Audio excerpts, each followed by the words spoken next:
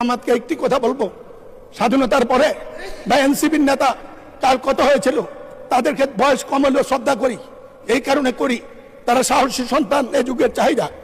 একটি কথা মনে করবেন, শ্রদ্ধ নেতৃবৃন্দ স্বাধীনতার পরে একটু মেধাবী শ্রেণী এসেছিল, তারা গঠন করেছিল জাসদ।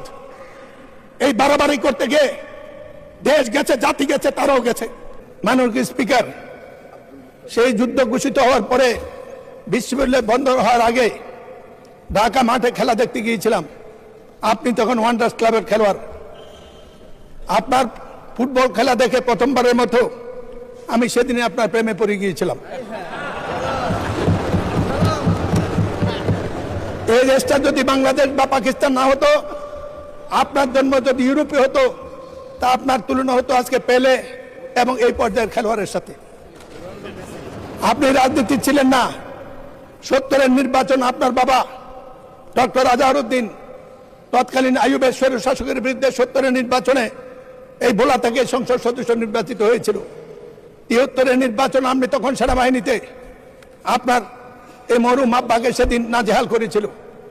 তখনই রাজনীতিতে আপনার আকাঙ্ক্ষা করে মানুষের এই সংসদে জাতি জানে না যে কজন বীর বাঙালি মুক্তিযুদ্ধের শুরুতে শহীদ জিয়ার আহ্বানের পরে আপনারা ক্যান্টনমেন্ট ভঙ্গ করে প্রতিপক্ষ পাকিস্তানি কমান্ডারকে নিহত আহত করে সোলজার নিয়ে সরাসরি মুক্তিযুদ্ধে অংশগ্রহণ করেছেন। শোনেন, এর পরবর্তী পর্যায়ে রাজনীতিতে আসার জন্য প্রথম দিন যেন আপনি আকাঙ্ক্ষা ব্যক্ত করেন, পূর্ণ স্মৃতির কারণে মোহামেডান ক্লাবের কর্মকর্তা হিসাবে আপনাকে নিয়ে প্রথম রাজনৈতিক নেতাদের কাছে যাওয়ার পরে আমাকে সেদিন অভিনন্দন জানিয়েছিল, এই রত্ন তুমি কোথায় পেলে? আজ আমি প্রশ্ন করতে চাই জনাব তারেক রহমানকে, এই রত্ন তিনি কোথায় খেতে পেলেন? আপনাকে অভিনন্দন। আপনার নেতৃত্বে এই সংসদ দুর্ভাগায় জাতির সকল সমস্যার সমাধানে বিরাট ভূমিকা রাখবে। আরো বলতে পারতাম, কিন্তু আমি জানি এক সময় আপনি কঠোর মানুষ, আমার মাইকটা বন্ধ করে দেবেন, সময় আর নষ্ট করতে চাই না। আজকের আলোচনায় রাষ্ট্রপতির ভাষণ। মাননীয় স্পিকার, আমার ভয় হয় কোন ভাষায় কথা বলবো। এক সময় প্রশ্ন ছিল উত্তরে 52 সালে কোন ভাষায় কথা বলবো কিনা। আজকে প্রশ্ন হয়েছে কথায় বলবো কিনা। এই সংসদের দাঁড়িয়ে ভয় হয়। আগে যাদের বিরুদ্ধে দাঁড়িয়ে কথা বলতাম তাদেরকে চিনতাম, আর আজকে যাদের বিরোধী দল তাদেরকে এখনো আমি চিনি নাই। আমাদের নেতা তারেক রহমান করেছিল কঠিন নির্বাচন, সেদিন অনেকে বুঝে নাই, আমি বুঝেছিলাম। পরে আমরা নির্বাচন করতে গিয়ে বুঝেছি কি কঠিন নির্বাচন পাস করেছি। কিন্তু একটি সাহস ছিল মাননীয় স্পিকার, সেটা হলো আওয়ামী লীগের বিরুদ্ধে নির্বাচন তারা কি করবে জানতাম, কিন্তু সৎ লোকের শাসন, জামাত প্রতিপক্ষ হলে কি হয় এবার আমরা মাঠে হারে হারে টের পেয়েছি। টাকা তারা ব্যবহার করে না, নির্বাচনে কোনো পক্ষপাতিত্ব করে না। ইনশাল্লাহ জাতির ভবিষ্যৎ উজ্জ্বল।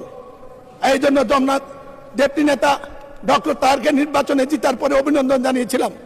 বলেছিলাম ফ্যাসিস্টদের বিদায়ের পরে কেউ যদি সবচেয়ে আলহামদুলিল্লাহ বলা উচিত সেটা আপনারা। এই নির্বাচন সুষ্ঠুভাবে সংসদ বসার পরে এত সংকট নিয়ে সংসদে আসার পরে যাদের আলহামদুলিল্লাহ বলা উচিত সেটা হলো জামাতে ইসলামী বাংলাদেশ। কিন্তু আজ প্রশ্ন উঠেছে আমাদের সম্পর্ক। আমরা কিছু মুক্তিযোদ্ধা যারা জীবিত আছি তাদেরকে আজকে সমাজে প্রশ্ন করতে হয়। মুক্তিযুদ্ধ 24-এর যুদ্ধ এক কাতারে হলো ব্রিটিশদের আমলে বিচারের নামে অন্যায় যদি হয়ে থাকে তারা কি এক কথা? আমি এই প্রশ্নটা মহান সংসদে রেখেই এই সম্পর্কে শুধু জামাতকে একটি কথা বলবো, স্বাধীনতার পরে বা এনসিপির নেতা কাল কত হয়েছিল, তাদেরকে বয়স কম হলেও শ্রদ্ধা করি, এই কারণে করি তারা সাহসী সন্তান, এই যুগের চাহিদা। একটি কথা মনে করবেন, শ্রদ্ধ নেতৃবৃন্দ স্বাধীনতার পরে একটু মেধাবী শ্রেণী এসেছিল, তারা গঠন করেছিল জাসদ।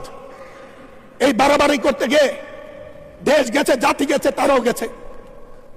আমরা যেন সবকিছু হজম করার তৌফিক দেয়।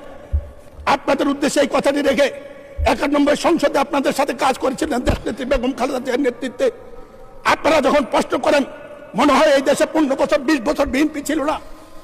দেশনেত্রী বেগম খালেদা জিয়া জাতি, দেশ, মানুষের বিরোধী দলের অনেক বিরোধ অপেক্ষা করে জামাতের সাথে একসাথে কাজ করার জন্য আমরা অনেকে না চাইলেও বাধ্য করেছিল।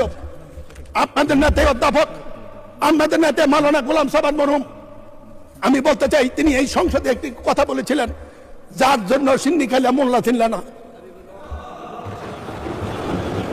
আপনারা ৩৫ বছরে বেঁচে এই পর্যন্ত রাজনীতিকে নিয়ে এসেছেন, তার পিছনে দেশ নেত্রী বেগম খালেদা জিয়া তার অবদানটুকু একটু স্মরণও করেন না।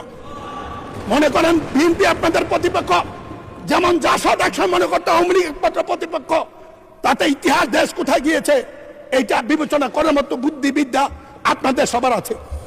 আমি শুধু বলবো, কয়বার জাতি সমক দেবে, আল্লাহ জাতিকে কয়বার সময় দেবে, আল্লাহ দিয়েও দেখেন নিয়েও দেখেন, কথাটা মনে রাখবেন। সময় লম্বা হলে আরো বলতাম, কোনোদিন বলবো আমি মুক্তিযোদ্ধা জামাতের সাথে আমার সম্পর্ক ভালো থাকার কথা নয়। ছাত্রলীগের সভাপতি হিসেবে ৭৩ সনে দাঁড়িয়ে বলেছিলাম, জামাতকে যদি মুক্তিযুদ্ধের বিরুদ্ধে বক্তব্য দেয় তারা অন্যায় কিছু করে নাই, কিন্তু যুদ্ধ অপরাধ যারা করেছে তাদের বিচার করুন। শেষ করুন, মাননীয় সদস্য আজান পড়ে গিয়েছেন। সেটু সঠিক বেঠিক সেটা কথা নয়। কথাটা হলো আজকের দিনে আপনাদের এই এটা জাতীয় ঐক্যের যে উদ্যোগ, সেই উদ্যোগের ফসল। আপনাদের এই সংসদকে আসাতে জাতীয় অভিনন্দন জানায়, আমরা অভিনন্দন জানাই। কিন্তু ধন্যবাদ মাননীয় সদস্য, ধন্যবাদ ধন্যবাদ দিচ্ছি আপনাকে। আজান পড়ে গিয়েছে। আচ্ছা, আরেক মিনিট বলেন, এক মিনিট বলেন। তো বলেন না কত, আপনি বললে আমি বসে যাবো। এক মিনিট কনক্লুড করে দেন। আমার বক্তৃতা এখনো শুরু করিনি, আমার বক্তৃতা এতক্ষণ শুরু করিনি।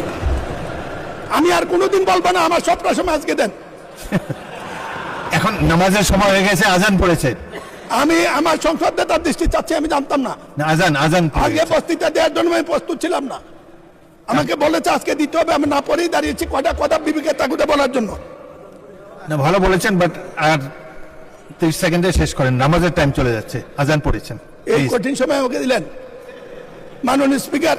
আপনি ইতিমধ্যে ভালো বলেছেন, সুতরাং না, আমার কথা শুরুই তো করি না, আপনি বলে ভালো বলছেন। এই কঠিন সময় আমাকে দিলেন, যাক শেষ করুন, আরো সুযোগ পাবেন। সম্পর্কে কিছু বলার সুযোগ পেলাম। ওনারা তো সবসময় বলে জাতির টেলিভিশনে বলে, তারা গেলে টেলিভিশন যায়, বিরোধী দল দাঁড়ালে টেলিভিশন ধরে, আমরা আপনি আমাকে অ্যাড্রেস, স্পিকারকে অ্যাড্রেস করেন, ওনাদেরকে বলেন না। শেষ করেন প্লিজ।